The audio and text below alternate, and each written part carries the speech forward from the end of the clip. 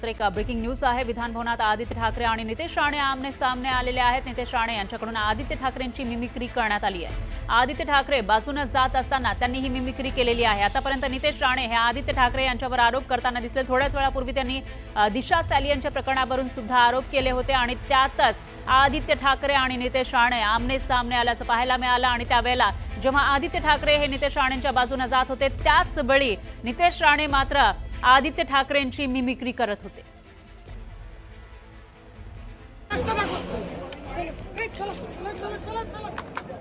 तर ही दृश्य आपण बघू शकतोय।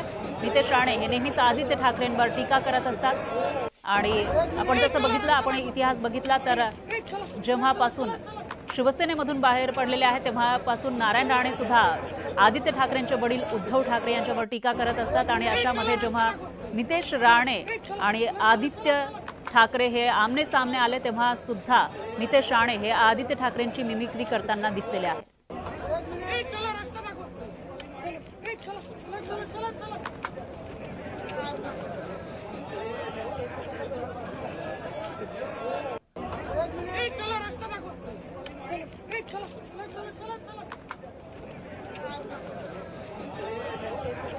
ही दृश्य आपण बघू शकतोय। सध्या पावसाळी अधिवेशन सुरू आहे आणि अशामध्येच